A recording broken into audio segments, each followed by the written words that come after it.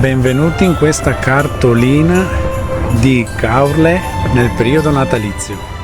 Qui dal 6 dicembre 2025 al 6 gennaio 2026, tutti i weekend potete trovare un ricco programma di eventi e di cose da visitare e da vedere. E qui nella mappa che trovate nel sito che vi lascio sotto in descrizione, vedete tutto quello che potete visitare. Potete salire anche su una mongolfiera, prezzo del biglietto 12 euro.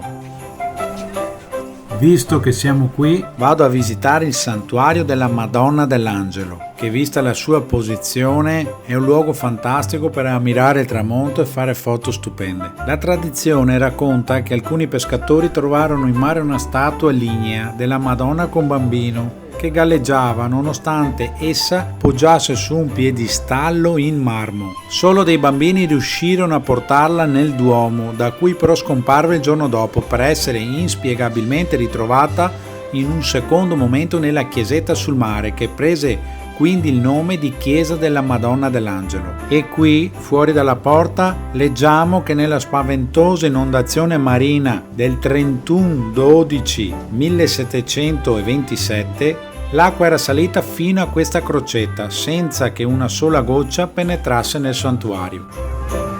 Continuiamo la nostra esplorazione in questo periodo natalizio. Tra giostre e zona per i bambini e pista di pattinaggio, qui vicino, sempre circondati da addobbi e bancarelle, andiamo a visitare il Duomo di Caorle.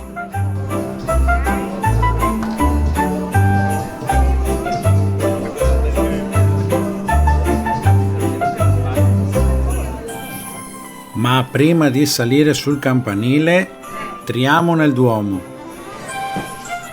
Questo Duomo è stato costruito intorno all'anno 1038 e dedicato a Santo Stefano protomartire.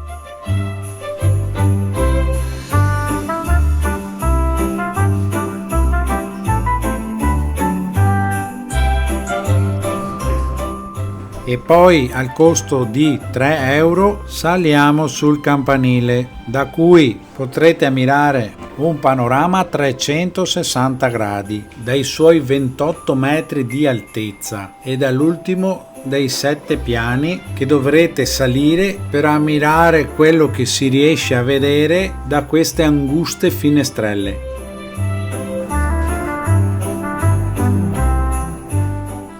E adesso immergiamoci proprio in questa atmosfera natalizia che qui a Caorle si respira in ogni suo angolo.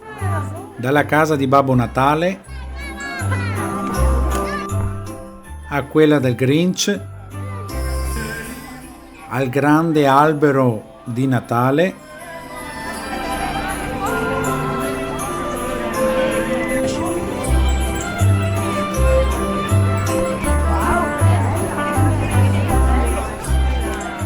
negozi, bar e ristoranti e molti prodotti artigianali da assaggiare. Qui vi potete perdere in queste vie tra sapori, profumi e idee regalo da fare.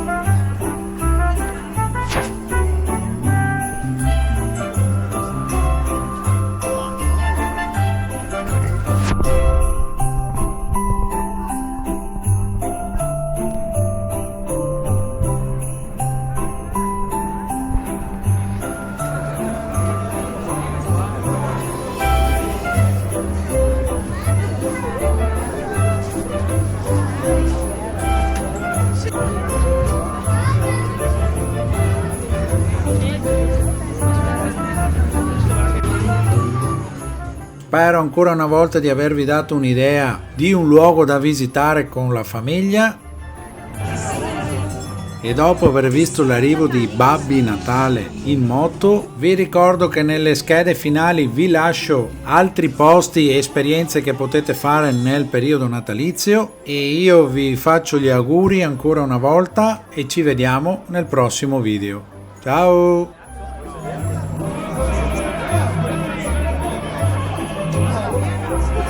Vabbè,